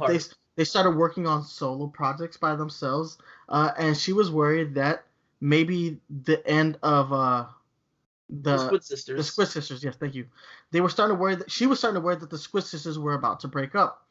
Mysteriously, Callie goes back to her hometown and doesn't return, which makes Marie worry. She instantly feels like something is wrong. The fish is stolen again. The Zapfish. Zapfish, yes. The great Zapfish. I'm sorry because there are multiple Zapfish. All the small Zapfish were stolen too. Yes. So the great Zapfish is stolen again, and that's roughly where we begin Splatoon 2 with the aftermath. But you notice when Splatoon 2 begins, you notice little things about the game, in-game. So with the great Zapfish gone, you notice that there are little power generators in the plaza. Like, it seems like they are trying to sustain themselves with other forms of energy because they no longer have their great power source. And it's represented visually in the game pretty flawlessly. It's easy to miss those little tidbits that, hey, look, there's a generator there. There's a generator there. The people of this world they're kind of suffering a bit because they've lost their main power source. Like, imagine if all power went out in America. That's what what the Inklings are living through. Like they're going through like not having a major source of power, and they're trying to, and yet they somehow manage to like still have pop idols, still have fresh clothes, and still like exist, keep the world in a somewhat like normal state for them. But you see the little things that were done in game, um, and that's all very cool. And another thing that's noticeably missing, Captain Cuttlefish, he's not in the main game because he's on a separate mission with Agent 3. And we don't know where they are until the Octo expansion. So with that, let's go ahead and talk about the Octo expansion, because you're right.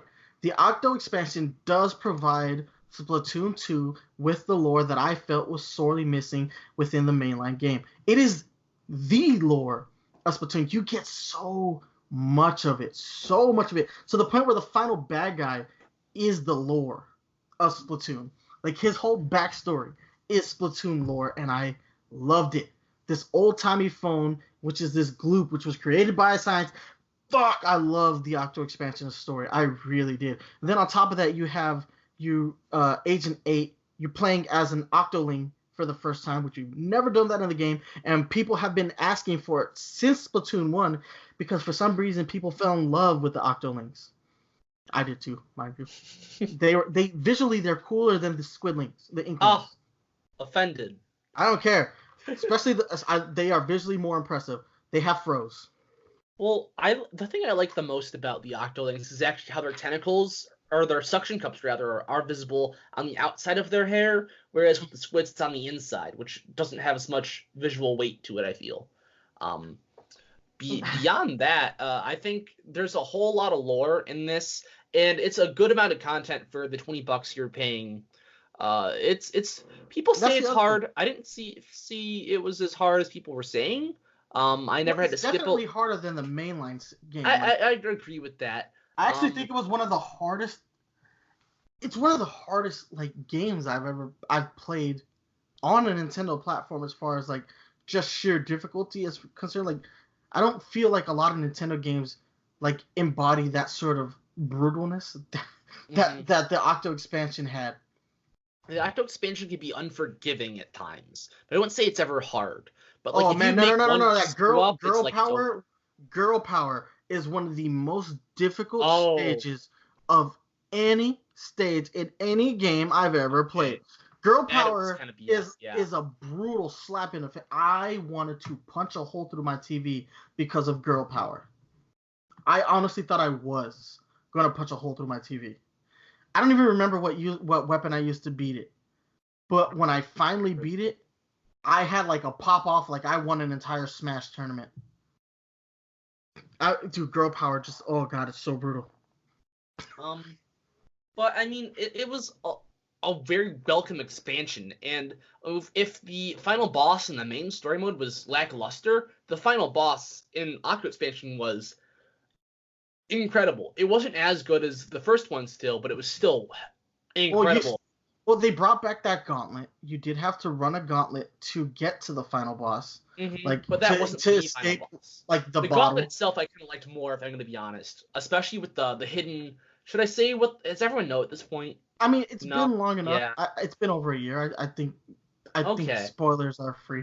I mean, people can play as Octoling in the main game. If you haven't bought the DLC, it's not expensive, and it's definitely worth your time. But there's like a hidden boss. You go through all the levels and clear them before you get to the final boss, and you can see a weaker version of him / her if you don't, but it's still super cool boss fight and a great way to end that gauntlet. I'll say it. I'll do it because I'm a coward. I damn near cried after I beat the main game and went back to play the inner versions. So you have Inner Agent 3. There are two versions of Inner Agent 3 when you beat the main Octo expansion. They are terrible. Agent 3 is the most OP boss fight in any game I've ever played. It is literally designed to break your spirit. I did both first try, so It took me about 16 tries on Inner Agent 3, the second one. The first one I beat in about 4 tries. He is too OP. He has every weapon set known to man. It's not fair and it's not fun. But what I really appreciate about the Octo expansion is what it sets up. Mm-hmm. After the game is complete, it sets up a world where Inkling and Octoling can live together, which up until this point they have been portrayed as enemies. And we got a lot of lore about the Octoling in the Octo expansion, which actually makes a lot of sense because you're actually in their realm this time out. So you learn about their history and why they are the way they are. You learn about the phone. I can't remember the phone's name right now. Not Sea Cucumber. That's yeah. What is his name? Oh my gosh. Wait. I am looking him up. CQ80. Okay. Yeah. No wait. No, that's the machine. Oh, that's the use. device. Yeah, that's your actual smartphone. Yeah. What is his name? Oh my gosh. They just call him Telephone. Commander Tartar. Yeah. All right. Tartar. Yeah. Tartar. Yeah. So yeah, Commander Tartar. So I want to get into his his backstory a little bit. See if I can actually I want to pull his stuff up. Backstory. Commander Tartar is an AI created by a human scientist referred to only as the Professor 12,000 years before the events of Splatoon 2. Its purpose was to pass down all of humanity's knowledge to the next capable species.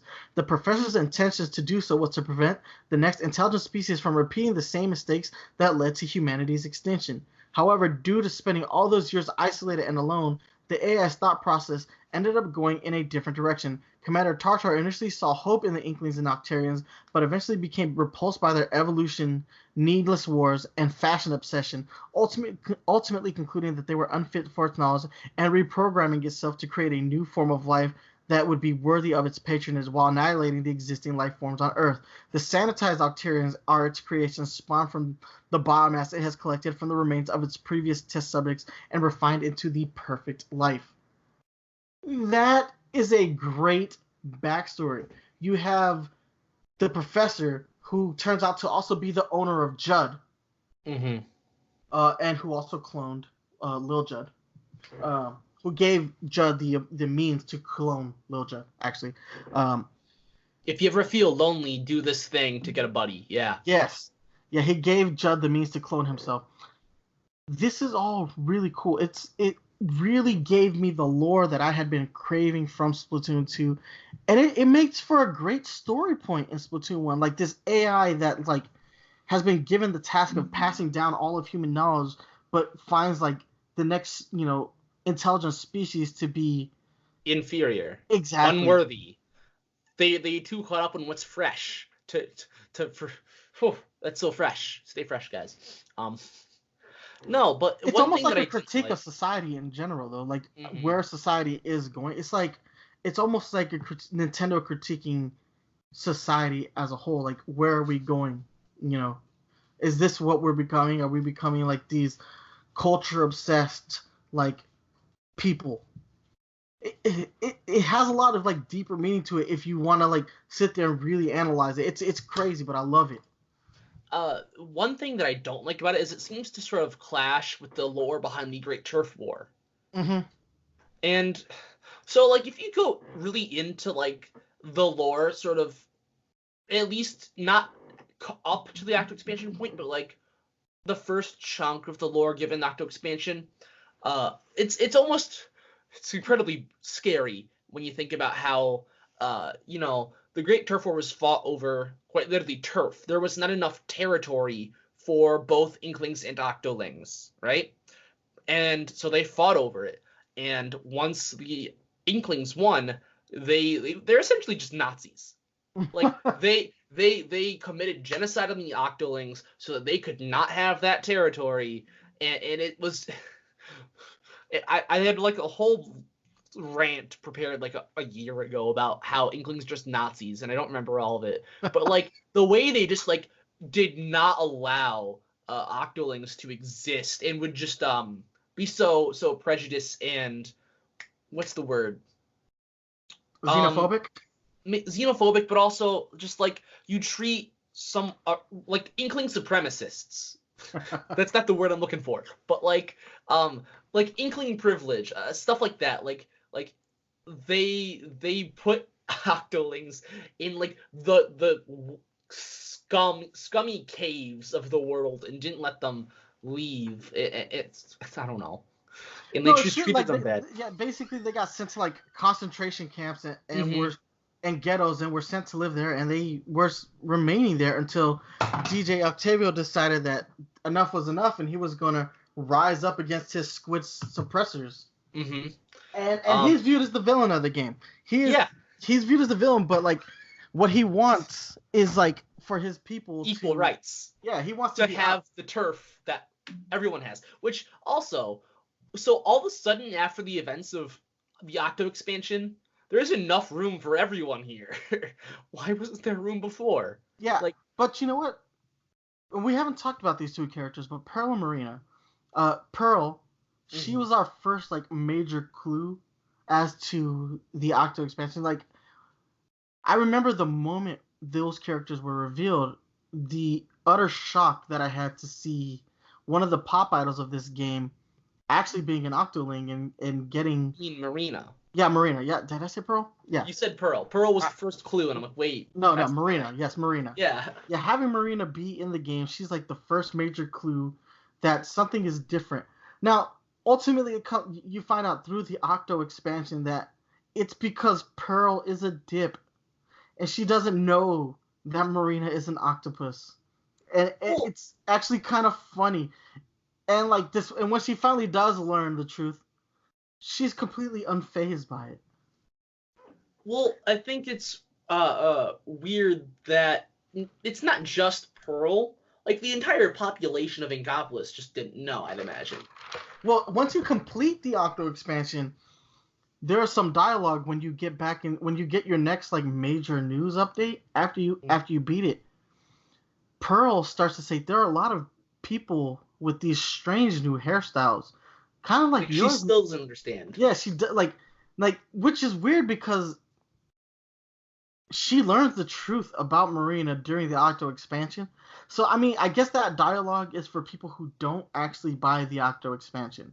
So they see that dialogue because the moment you beat the Octo expansion, you could play as an Octoling, and I guess that was their way of like saying, hey, people are going to look different now because they are playing as a different character type, which was, I mean, it was weird dialogue, and ultimately I think they should have handled that particular dialogue better. But come on, Chris, fix it before you leave.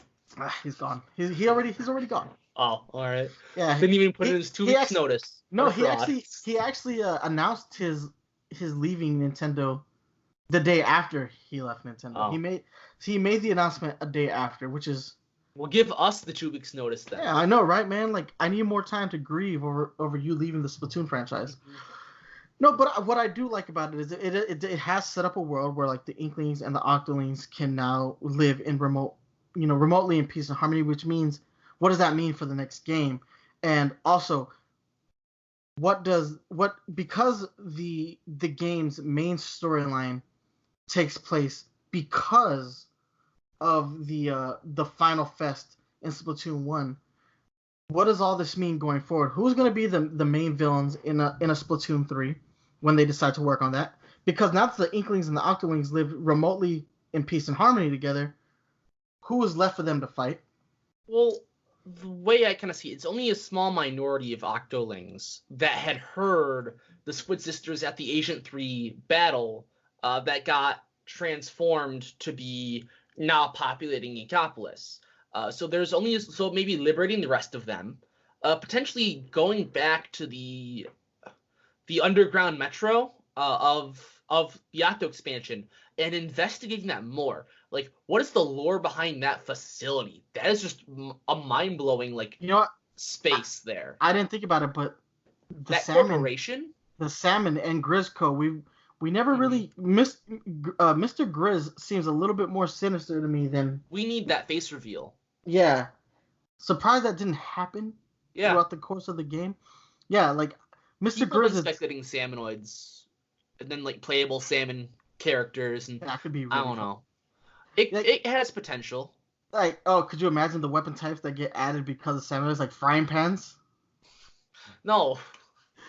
Dude, oh man. No, but yeah, like going forward, like I wonder, and that, they did recently state that they aren't working on Splatoon 3 right now, Hmm. which is weird. Let's just get into the Final Fest then, because the Final Fest kind of sets up where the story could potentially go next. So the Final Fest was Order versus Chaos.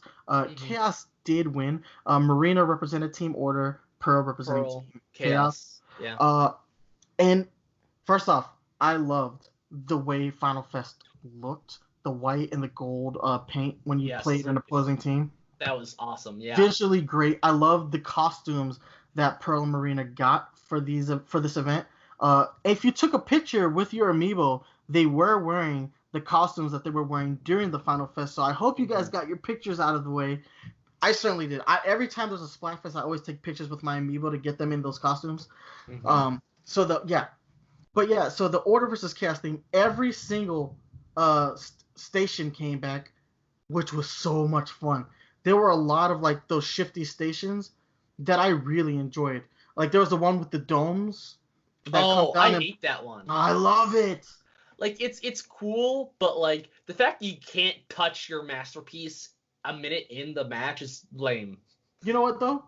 I was Well, playing teams with Mario After Party, mhm. and we had a match where we lost all three zones, Mhm. and we won by 0.2%. 0.2%. Because once me and him realized that we had lost all three zones, we just frantically started painting and killing. All the rest, yeah. Yeah, we're just like, just paint everything else on the floor. Just go, go, go. And we both came to the realization at the same time because we're playing over the phone. I'm like, paint. And he's like, paint. And we literally just charge forward together and just start shooting all the, all the people on Team Order. And we won by 0.2. And that was a times 100 battle. Oh, that's gotta feel nice then, yeah. Winning by 0.02 on a times 100 battle was so freaking epic. I sent you the pictures of I believe the so, yeah. screenshots. Mhm. And I was like, dude, we popped off hard. But yeah, I love playing all the shifty stations. But going forward, as far as lore and story are concerned, because those are important things to Splatoon, we now live in a world where Pearl has declared that Article 4 of the Inkopolis bylaws is now in effect, which means whatever the results are of a Splatfest are law. Law. So, we now live in a world where chaos reigns supreme. What is Inkopolis going to look like in a world of chaos going forward? Are we going to have my general idea of what this is going to be? Inkopolis is going to look like Mad Max going forward. That's how I envision a world of chaos. We are going to have a Mad Max Fury Road style look to the game going forward, and that is generally exciting to me. The way I kind of see, because that's I think the world I envisioned first, because that's I think the easiest to imagine when you think of Order versus Chaos, Mad Max Dystopia versus Orderful Utopia, and that's what I thought of first. But then I'm like, no, I think if we're gonna do Chaos, it's gonna be like an expressive, because this is Splatoon, it's very contemporary, an expressive chaos where it's like, there's a lot more just graffiti everywhere. People, aren't confined to certain, I don't say laws, because they should still be confined to some laws, right? But they are allowed to, I don't know what I'm trying to say here. Like express themselves, but in ways that maybe would not be condoned otherwise, and like to do things that weren't just allowed before. I'm blanking on ideas. Oh, basically just removing social norms and yeah, basically. But then use it as a form of expression, like a city just full of like punks who rebel, but like do it in a creative way instead of burn down buildings kind of way, in a Mad Max kind of way. I would still like to see a Mad Max South Splatoon 2 universe. Sure. That could be amazing going forward. Like, just sort of imagine it sort of like the entirety of Inkopolis just looks like the Salmon Run areas, is what I kind of think for that. That could be cool. I don't want that though. Like, I think it's too bold for Nintendo to do anyways. I think they would want it to be like, okay, well, making it Mad Max might be too intense for the kids. I don't know, but like if you think about it, Splatoon 2's history is really kind of dark. Oh, for sure. It's a post-apocalyptic world already, but it visually doesn't represent that. Visually, it, despite being post-apocalyptic, it relatively fits in line with like going to contemporary Japan. Yeah. Like especially God, I'm blanking on the name of the region. Shibuya. It's like going to Shibuya in Japan. Visually, that's how Inkopolis looks. I would like it to be a little bit more dystopian, a little bit darker. I mean, and because the lore is already there for it to be that way, it could totally work for the game, in my opinion. I can see the expressiveness still being a bit of a dystopia too, though.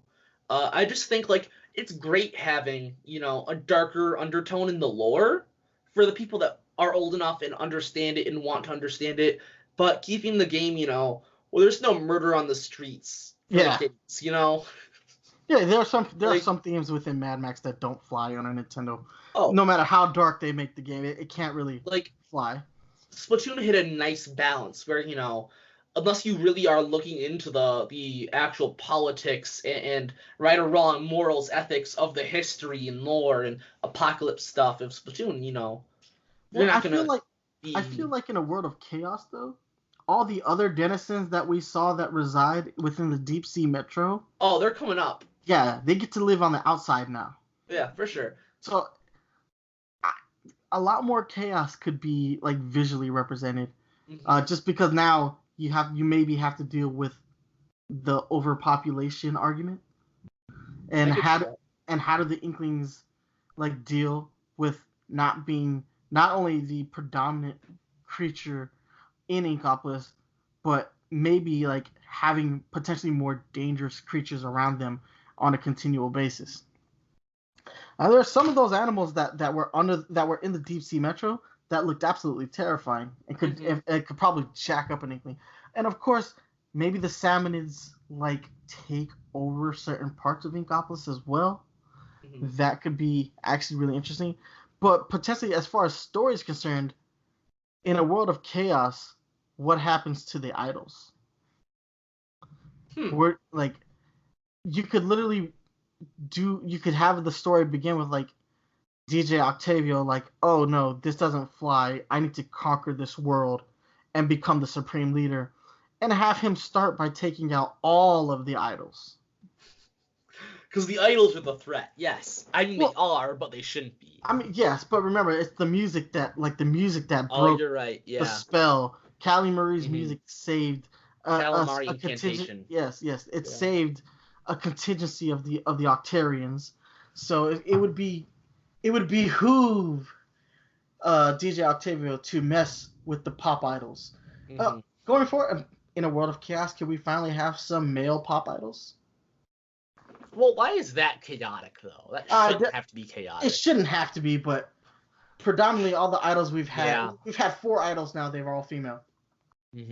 So, I mean, there are male bands within the world of Splatoon, bands, but none of them have taken the idol status. And what if we just get Ink Sync? But yeah, In Sync. Make that happen, Nintendo. Yeah. Make that happen. I kind of would like to see a NSYNC. Justin Squinderlake. Yes, Justin Squinderlake. Yeah, make that happen. Okay. All right. But as far as like what I want from Splatoon 3, I think with the chaos element as for stage design could be awesome.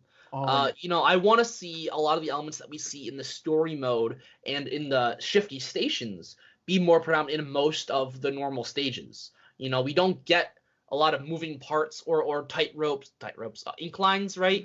Yeah. Rails, I don't know. Trampolines, stuff like those aren't that present in the normal stages, only really shifty stations.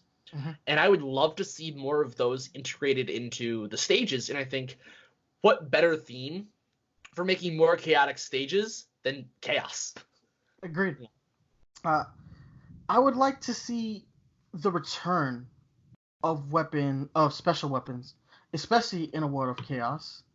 The Kraken is ripe for a World of Chaos. Like Wait, I miss the invincible specials. Like as great as I think Splatoon is competitively now, I think one or two broken specials could be a lot of fun going forward. hear me out on this. Pirates. Human pirates or Inkling? Just Inkling pirates, but just as a theme that could be awesome. Like imagine like a kind of naval battle or a stage that's like two pirate ships, duking it out in a naval battle or something. But that could be a lot of fun actually. Yeah, like pirates, and they're chaotic pirates. Please, come on, pirates. As far as modes are concerned, I think they've hit a good balance on modes. I would like to see a mode that has a larger focus on kills. We don't have that in Splatoon yet. We do not have a mode that focuses on like traditional shooting mechanics. I think that's all fine and good, but I think not everyone goes to Splatoon. Like, if I get that, I wouldn't have it in ranked or anything. I'd have it as its own separate thing still, because it clashes with what we know ranked to be already. If I were to make a new ranked mode, I'd go sort of bouncing off the Clam Blitz vibe, where it's an actual sport with the football kind of vibe, but I'd go for more of a soccer kind of feel. Okay, I can see that. Because shoot the ball, like we have the 8 balls, shoot the ball, move it into a goal. Kind of like that, but a little bit Rocket League-esque. Yeah, I'm thinking Rocket League and Lucio Ball from Overwatch for sure. Is that I'm Metroid Prime Blast Ball, but that's kind of what I'm thinking. And I think as a vanilla form, like just the 8 ball, it's kind of weird. Potentially maybe have it defy gravity or something. I don't know, but there's got to be a bit more to it. But definitely have a more ball. I want a ball that I can put into a goal for my next Splatoon mode. But I want those stages that I described. I now want pirates. That was just a brain blast, but I don't want pirates now. And I want soccer mode pirates and crazy stages. Right. Sorry. I would also like to see more expansive DLC going forward. The Octo expansion, I felt, struck a good balance between price versus content. It is a lot of content for a fair price. Granted, it does take the overall cost of the game up to $80. And then if you count Nintendo Switch Online too, because that's most of the game. Yep, you're roughly at $100 if you do a year. Mm-hmm. And that's per year. So if we play this game for 3 years on, that's $60 again for each year. Yeah. But yeah, I think they struck a really great balance with the overall price of the DLC with the amount of content that actually brought to the game. First off, so many more stages. 80 stages were added, which is more than the amount of stages that were present in the story mode itself. I think the story mode had roughly about 40-something stages. So it damn near doubled the story content. But it wasn't full levels. They were challenges. Yes. Well, which was great because of Splatoon 1, the amiibos gave you those challenges. Like if you scanned your amiibos into Splatoon 1, you got challenge modes for certain stages. But they were exactly the same level at the same time. They had like use this gun instead of the gun that you were using before, or use a roller here, or you have limited amounts of ink to progress through the stage. They also kind of fixed that with the story mode in general, where you can play the story mode with almost any weapon as long as you have it unlocked. It's true. But yeah, like in Splatoon 1, the amiibos functioned as your challenge mode, which wasn't present in Splatoon 2 until the actual Octo expansion presented you with new and unique challenges. I think I lost my train of thought here. Sorry. No, it's all good. Amount of content per price with Octo expansion? Yes. On top of that, once you've completed the Octo expansion, you unlock the ability to play as a different species. It now essentially boils down to just a skin in the game. But people have been requesting playing as Octolings from the moment they debuted. This was something they wanted in Splatoon 1 and begged Nintendo to put in an update, and Nintendo didn't give you that. But you got it in Splatoon 2. You got the ability to play as an Octoling by completing the Octo expansion. And since that has happened, I have yet to go back to playing as an Inkling. Mm-hmm. I've been an Octoling since the transition. I think people paid $20 just to play as an Octoling, and I also think that that's very true because people just skipped the entire game for the most part. They did. That was the other thing Just too. You could basically skip it, go back to it later, and I know a lot of people did that. Because there were people playing as an Octoling within half an hour of the DLC coming out. I was like, oh come on. That was enjoyable that was really enjoyable content that you skipped out on. Yeah. And a really good story, a gratifying story once it was complete. Oh, so yeah. Sure. I think that they should going into Splatoon 3, they should really have a secondary story mode planned out, similar to the Octo expansion, because again, like I said, it's a great amount of content and great addition to the story and the lore of Splatoon. It was essentially like a third game within the second game, and I really enjoyed that. Aside from that, I want a more fleshed out story mode, just in general, simply because without the Octo expansion, you do not get a whole lot of like lore. And when you're playing the single player campaign, yeah, it's essentially a very long tutorial, but it also it's the history of this world that's built into them, and the second game did not provide that in and of itself. Without the DLC, you miss out on all of that lore. And again, I really think a lot of the appeal of Splatoon came from its lore. So I want to see more content with DLC, but I don't want the main story to suffer because of that. So I want them to have two stories fully developed, ready to go, that expand upon the world. I think another big issue I had with the story, and I think that also sort of pertains to the lore that we were given, is that the story in Splatoon 1 versus Splatoon 2 is essentially the same story, but like they've swapped a few characters. So, the Great Sapfish is once again missing. That's the theme in both stories. You have to defeat the Octarians, specifically DJ Octavio, to free the Great Sapfish. Okay. This very important person who's been guiding you through your mission has been kidnapped, which in the first game is Captain Cuttlefish, and in the second one is Callie. Yeah. Mm-hmm. And so it's really just the same story, but they've swapped around a few characters, which, then, so you're telling the same story twice. You can't retell the same lore again, I think was the issue they sort of came up with. So I think they just got to come up with a new premise for why does Agent 9 exist now? What is Agent 9's mission? Or even will it be an agent? Because I feel like they're getting a bit high on the agents at this point. Yeah. So, like, do something different with the story that allows us to explore a different kind of conflict. Could also be used to introduce that new enemy, and give us that lore or something for the future or something, Definitely rehash that story because it's not going to go far. You can't keep kidnapping Princess Peach over and over and expect to keep expanding a world. Exactly. Yeah, but that's a really good point. I think we should end on that now. So let's hit them up with these. I want to actually end on something else if I can. I want you to look back at where we started on launch day Splatoon 1 and where we are ending Splatoon 2. So in launch day Splatoon 1, we had total of 4 stages. We had 20-ish guns. We didn't have ranked mode until like a week or so after the release. And ranked mode only went to A rank. And now we had one mode to start, which was just Splat Zones. Yeah. We did not have Sim Run at all.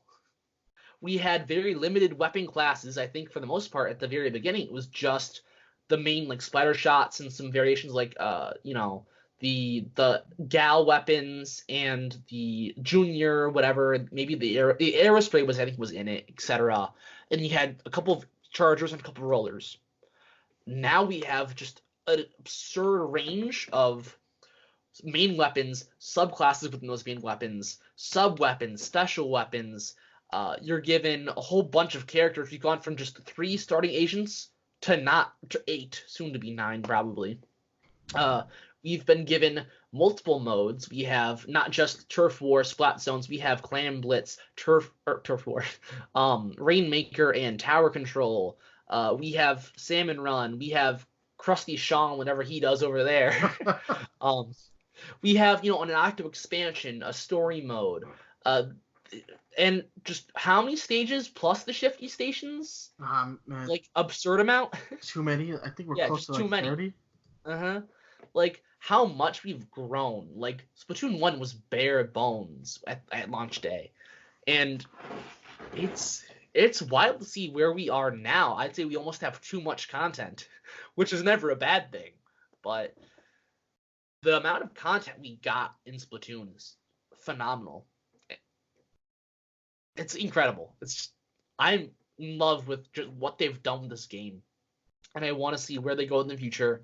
One thing that's kind of interesting is what game will be that sort of free update game now, since I think Mario Tennis Aces is done with their updates. I think There are ARMS 24 stages, by the way, 24. Thank you. including a base version of Shifty. If you include all the versions of Shifty, which I believe there are 24 separate versions of Shifty. Because it's once a month for 2 years, 24. Mm-hmm. Yeah, plus 48. Yeah, so total 48 stages. That's crazy. Yeah. So that's so many stages. And you have we started with only up to A rank once we got ranked mode. We have X rank now. Mm-hmm. Yeah, A rank to S. S got added in Splatoon 1, and then X got added in Splatoon 2. And then they added S plus too, didn't they? I believe so. Yeah, in Splatoon 2 it went to S plus, and then you finally got rank X. Mm-hmm.